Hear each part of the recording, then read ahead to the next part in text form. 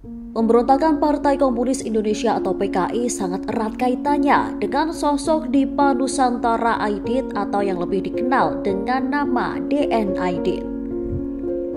DN Aidit menjadi tokoh utama dalam kegiatan-kegiatan PKI di dunia politik saat Soekarno masih menjabat sebagai Presiden RI. Bahkan di bawah kepemimpinan DN Aidit, kala itu PKI sempat menjadi salah satu partai terbesar di Indonesia. DN Aidit juga dinilai sebagai sosok yang paling bertanggung jawab atas pembantaian para jenderal TNI di peristiwa G30S PKI.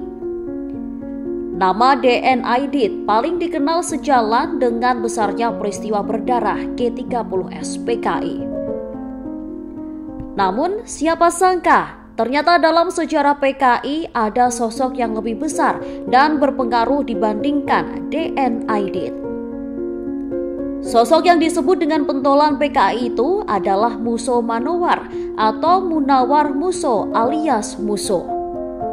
Bersama sahabatnya yakni Alimin Prawirodirjo, Muso ditangkap Belanda dan dipenjara karena memimpin pemberontakan PKI terhadap Belanda di sejumlah wilayah di Nusantara. Setelah keluar penjara, Muso memutuskan untuk pergi ke Moskow tahun 1935. Walaupun sempat kembali ke tanah air, Muso kembali diusir dari tanah air dan kembali lagi ke Uni Soviet tahun 1936. Hingga tanggal 11 Agustus 1948, Muso kembali ke Indonesia lewat Yogyakarta.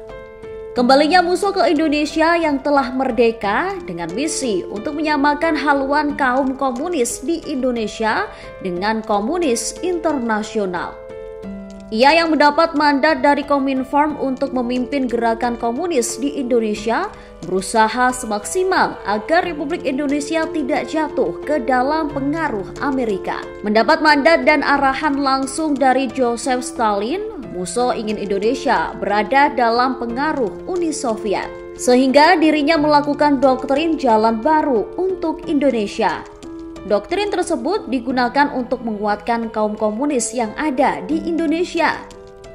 Hingga kemudian ia pun memimpin PKI untuk melakukan pemberontakan di Madiun. Pemberontakan PKI di Madiun tahun 1948 merupakan peristiwa berdarah yang merenggut ratusan nyawa. Muso dan pasukannya menyasar golongan kiai, tokoh masyarakat, dan aparat negara seperti bupati, polisi, hingga gubernur.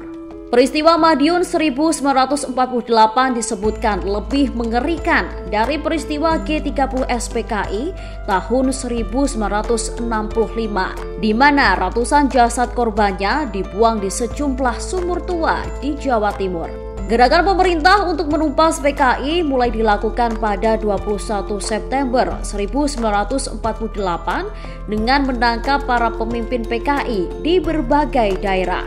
Tidak butuh waktu lama, PKI di Madiun kalah dengan pemerintah yang kala itu menerjunkan para TNI di bawah komando Jenderal Sudirman.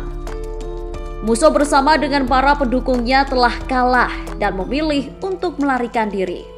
Akan tetapi usaha itu sia-sia lantaran persembunyian Muso diketahui di sebuah rumah warga di wilayah Ponorogo.